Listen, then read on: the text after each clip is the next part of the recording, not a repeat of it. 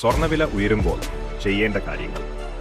സ്വർണ്ണവില ഉയർന്ന നിലയിലായിരിക്കുമ്പോൾ നിങ്ങൾ സ്വർണം വാങ്ങാൻ ഉദ്ദേശിക്കുന്ന ആളാണോ അതോ വിൽക്കാൻ ഉദ്ദേശിക്കുന്ന ആളാണോ എന്നതിനെ ആശ്രയിച്ചിരിക്കും എടുക്കേണ്ട തീരുമാനം.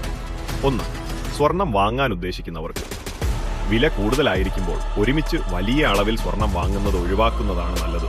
എങ്കിലും ഇനി പറയുന്ന കാര്യങ്ങൾ പരിഗണിക്കാം. നിക്ഷേപകർക്ക് സ്വർണം ഒരു ദീർഘകാല സുരക്ഷിത നിക്ഷേപമായി കണക്കാക്കുന്നു. വില ഉയർന്നാലും നിങ്ങളുടെ നിക്ഷേപ പോർട്ട്ഫോളിയോയുടെ 10 മുതൽ 15% വരെ സ്വർണത്തിൽ നിലനിർത്തുന്നത് സാമ്പത്തിക വിദഗ്ധർ നിർദ്ദേശിക്കാറുണ്ട്. ഘട്ടം ഘട്ടമായുള്ള നിക്ഷേപം. വില വളരെ ഉയർന്ന നിലയിലാണെങ്കിൽ വില കുറയാനായി കാത്തിരിക്കുക. എന്നിരുന്നാലും വില താഴുന്നില്ലെങ്കിൽ സിസ്റ്റമാറ്റിക് ഇൻവെസ്റ്റ്മെന്റ് പ്ലാൻ SIP പോലെ ചെറിയ തുകകൾ കൃത്യമായ ഇടവേളകളിൽ നിക്ഷേപിക്കുന്നത് പരിഗണിക്കാം. ഇത് നിങ്ങളുടെ ശരാശരി വാങ്ങൽ വില ആവറേജ് ബയിങ് പ്രൈസ് കുറയ്ക്കാൻ സഹായിക്കും. ഡിജിറ്റൽ സ്വർണം പരിഗണിക്കുക.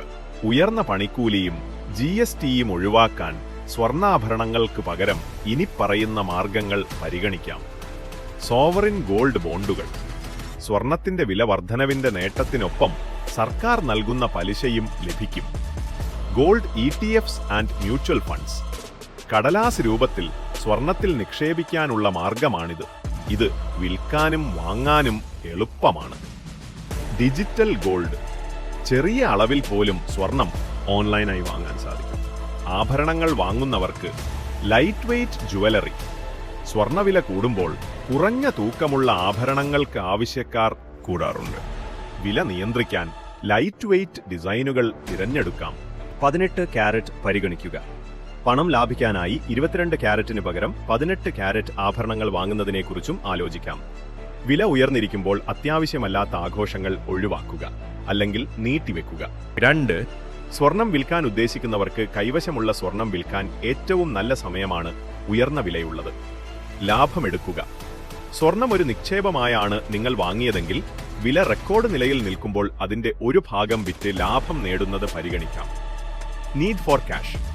നിങ്ങൾക്ക് അത്യാവശ്യമായി പണം വേണ്ട സാഹചര്യമാണെങ്കിൽ നിലവിലെ ഉയർന്ന വില വിറ്റ് കാര്യങ്ങൾ നടത്താൻ ഏറ്റവും അനുയോജ്യമായ സമയമാണിത്. ഈ സാഹചര്യത്തിൽ വില കുറയാനായി കാത്തിരിക്കേണ്ട ആവശ്യമില്ല. പണിക്കൂലി ശ്രദ്ധിക്കുക. നിങ്ങൾ ആഭരണങ്ങളാണ് വിൽക്കുന്നതെങ്കിൽ വാങ്ങിയപ്പോൾ നൽകിയ ഉയർന്ന പണിക്കൂലി വിൽക്കുമ്പോൾ നഷ്ടമായിരിക്കും. എന്നാൽ കോയിനുകൾ, ബാറുകൾ അല്ലെങ്കിൽ ഡിജിറ്റൽ സ്വർണം എന്നിവയാണെങ്കിൽ ഈ നഷ്ടമുണ്ടാകില്ല. ചുരുക്കത്തിൽ നിക്ഷേപ ലക്ഷ്യത്തോടെയുള്ള വാങ്ങലുകൾ വില കുറയുന്ന അവസരങ്ങളിൽ ഘട്ടം ഘട്ടമായി ചെയ്യുക. അത്യാവശ്യമുള്ള വിൽപ്പനകൾ നിലവിലെ ഉയർന്ന വിലയിൽ നടത്തുന്നത് ലാഭകരമാണ്. ഇതുപോലുള്ള ഇൻഫർമേറ്റീവ് ആയിട്ടുള്ള വീഡിയോസ് കാണാൻ ഈ ചാനൽ ഇപ്പോൾ തന്നെ ഫോളോ ചെയ്യുക.